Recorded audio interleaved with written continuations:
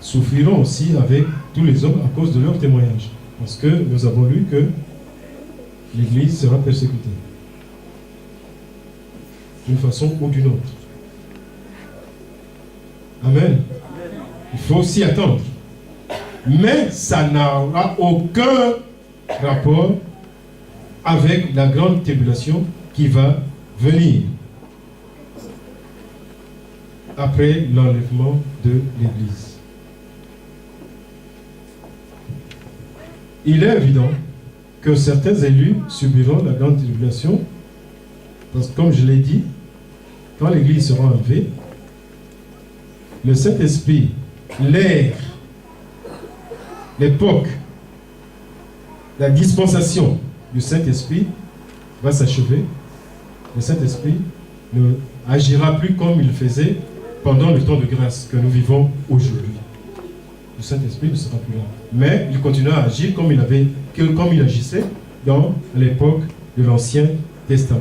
Donc, puisque le Saint-Esprit sera là, il y aura quand même certaines personnes qui croiront en Dieu et qui seront sauvées. Il y aura aussi Israël.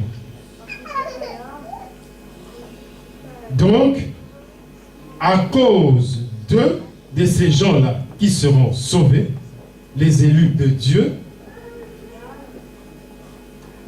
Dieu va abréger le temps de la grande tribulation. Amen. Et ces gens-là vont rejoindre les autres saints qui étaient partis avant. Mais il semble cependant que l'Église sera enlevée avant la grande tribulation, très probablement. Avant, les chrétiens ne connaîtront pas, ne vivront pas la grande tribulation qui va venir. Parce qu'il y a beaucoup de textes qui nous orientent vers cela.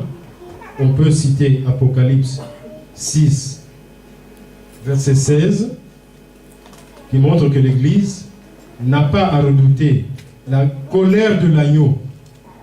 La colère de l'agneau, parce que l'Église attend Jésus-Christ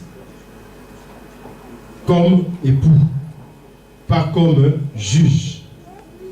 Donc, l'Église ne connaîtra pas la grande tribulation. Il y a aussi 2 Thessaloniciens. 2, on peut le lire rapidement. 2 Thessaloniciens, chapitre 2, verset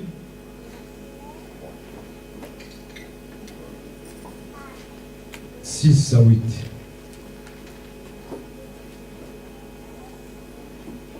Deux Thessaloniciens, verset 2.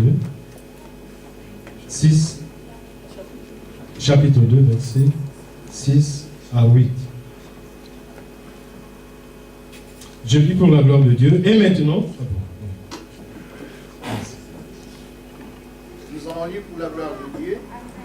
Et maintenant, vous savez ce qui les retient afin qu'ils ne paraissent qu'en son temps. Car le mystère de l'iniquité agit déjà. Il faut seulement que celui qui les retient encore ait disparu. Et alors paraîtra l'épée que le Seigneur Jésus détruira par le souffle de sa bouche et qu'il anéantira par l'éclat de son avènement. Amen. Paul annonce l'apparition de l'Antichrist. Antichrist ou Antéchrist. Hein? C'est pareil. Anté, c'est avant Christ. Anti, c'est contre le Christ. Paul nous annonce l'apparition de l'Antichrist. Et ici, qu'est-ce qui empêche l'Antichrist de se manifester pleinement? C'est certainement la présence de l'Église. L'Église est le temple du Saint-Esprit. Lorsque l'Église aura été enlevée, le Saint-Esprit aura perdu son domicile, son tabernacle, ici sur la terre. Et il ne s'opposera plus à la ruée de l'erreur, du péché, dans le monde, alors le mal sera déchaîné parce que ceux qui retenaient cela n'existent plus. Et le Seigneur va s'écarter. Le Seigneur va s'éloigner de l'humanité qui vit dans l'apostasie totale au moment de la grande tribulation. Dieu va laisser l'ennemi tordre les hommes sur la terre. Puisque les chrétiens sont le sel de la terre, c'est aussi à cause de cela que nous allons voir cette décomposition du monde. Après le départ des chrétiens, après le départ de l'Église. Donc le départ, l'enlèvement des chrétiens, l'enlèvement de l'Église va précipiter la décomposition de la terre. Amen. Amen. Comme je l'avais dit tout à l'heure, l'ère de la dispensation du Saint-Esprit s'arrête avec l'enlèvement de l'Église. Le Saint-Esprit continuera à agir comme avant, à l'époque de l'Ancien Testament. Parce qu'il faut que le Saint-Esprit soit là pour que les gens soient convaincus, pour accepter Jésus. Il faut que le Saint-Esprit vous dise d'accepter. Si le Saint-Esprit n'agit pas, vous ne saurez pas que Dieu existe. Il faut que le Saint-Esprit agisse. Donc le Saint-Esprit va agir, mais pas comme qu'il le fait maintenant. Si vous entendez l'appel de Dieu, n'endurcissez pas votre cœur. C'est le moment. Amen. Amen. Zacharie, dans le livre du prophète Zacharie, au chapitre 14, il nous a dit que Jésus, les ensemble, Zacharie chapitre 14,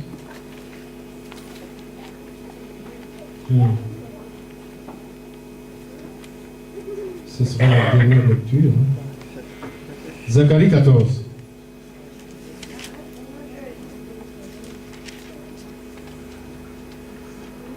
Chapitre, verset 4 à 5. Je lis pour la gloire de Dieu.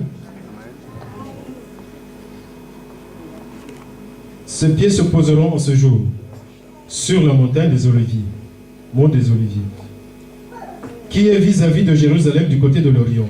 La montagne des Oliviers se fondra par le milieu à l'Orient et à l'Occident, et il se formera une très grande vallée.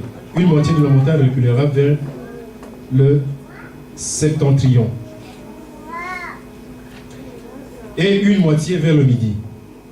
Vous fuirez alors dans la vallée de mes montagnes, car la vallée des montagnes s'étendra jusqu'à Adzien. Vous fuirez comme vous avez fui devant le tremblement de terre au temps d'Ozias, roi de Juifs. Et l'Éternel, mon Dieu, viendra et tous ses saints avec lui. Et pour que les saints descendent du ciel avec le Seigneur, c'est que ils étaient déjà partis avant. Donc, c'est une preuve supplémentaire que l'enlèvement se ferait avant la grande tribulation. Et enfin, avant de détruire Sodome et Gomorrhe, l'ange exterminateur avait fait sortir Lot. Lot était sorti. Et il a dirigé Lot dans un refuge. Et puis, Sodome fut livré au jugement de Dieu. La pluie, le soufre est descendu pour brûler Sodome.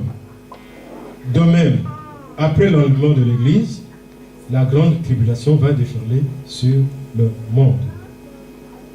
Sauf ceux qui tenteront de regarder derrière comme la femme de Lot. La femme de Lot a regardé en arrière. Il n'a pas oublié le monde.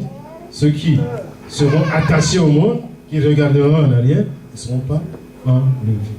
Amen. Amen. Amen. Amen.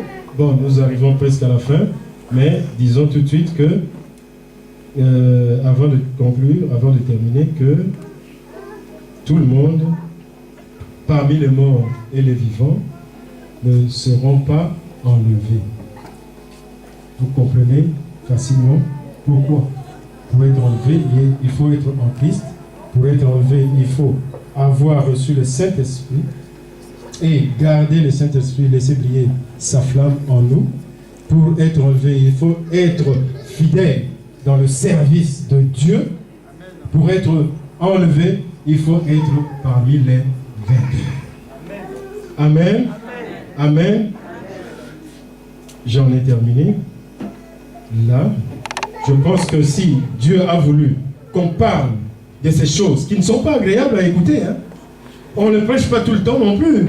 Ah oui. Parce que les gens n'aiment pas, ça fait peur. Amen. Non, le chrétien ne doit pas avoir peur. Amen. Parce que il n'attend pas la fin du monde, il attend le retour de Jésus. Amen. Et Jésus va venir le chercher et il ne connaîtra pas toutes les catastrophes qui sont citées dans Apocalypse 4 à 17. À partir du chapitre 4 jusqu'à chapitre 17, on parle de calamités qui vont survenir sur la terre à ce moment-là. Donc les chrétiens, les vrais chrétiens, les fidèles seront épargnés. Amen. Amen. Que Dieu vous bénisse et que Dieu vous donne la force de continuer à le faire.